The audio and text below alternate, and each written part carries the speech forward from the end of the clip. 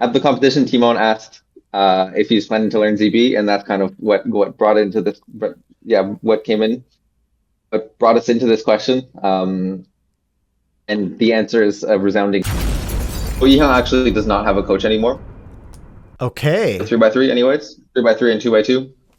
I think he does have a bit of a coach for some other side events that he's less good at, but not for the main events. And he's actually doing a lot. He's practicing and cubing a lot less lately, which I think a lot of people might have a hard time believing. But like he only cubes maybe outside of competitions, like maybe an hour or so per day. What? Yiheng Wang? Yeah.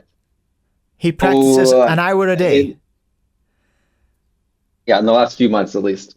And that is, I think it's not something it sounds very strange, especially considering how many, records he's been breaking in the last few months. Yeah. But I think that the reason that he's been able to break so many records while practicing less than before and taking it less serious is just because that often when you take a bit of a break in cubing, that exact same thing happened to me. You get essentially your practice goes from learning a lot of new things to being a bit more of a kind of a consolidation kind of a practice. So just strengthening what you already have with the practice that you do. And also he has less pressure going to competitions because he doesn't care about it as much. And so I also want to give the example of myself. When I got my 10.87 one-handed world record average, the previous world record was 11.5, I think. I was averaging 11.5 at home. And then I just basically practiced very, very little for a few months. And then I got the 10.87 world record average. And I'm pretty sure that that's the exact same thing that's going on with Yiheng. So, practicing a little bit less, getting less nervous at competitions, and getting good results in comp. That's the way that I see it. I don't know. I'm sure that a lot of people have had similar experiences, cubing a little bit less, but still somehow getting very good results in competition. And I think that's kind of where it is with Yiheng. Because also he's right now at an age, it might seem strange, but in China at that age, school becomes a lot more serious. Now him and his, especially I'll say his mom is not an extremely strict parent. I mean, regarding school at least. And so he's not, spending the entire day doing school, but he's also, I think, a little bit less interested in cubing and doing a lot of other kid things like playing sports, like he's playing ping pong, for example. And so spending less time cubing. Very interesting. I did talk about that.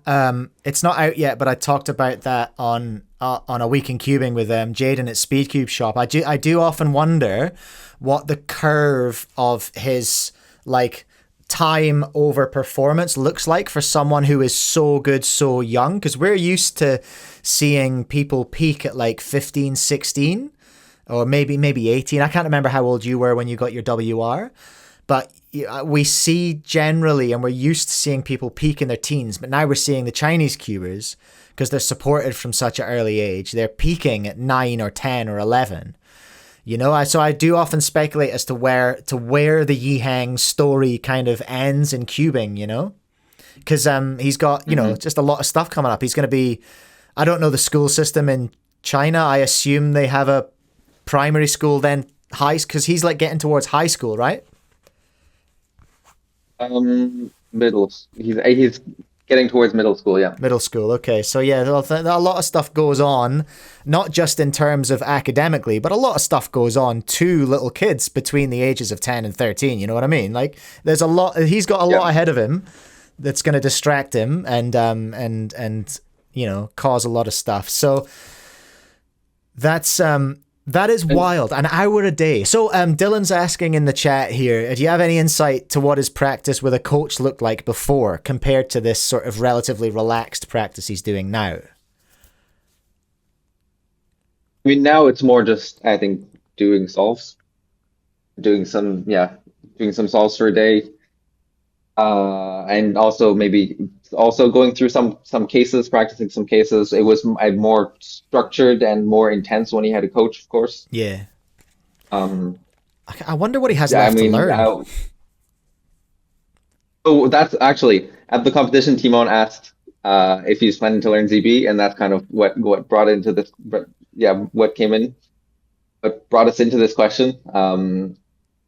And the answer is a resounding no. He's not learning Yiheng is ZB. not going to learn ZB, and that is a definite answer.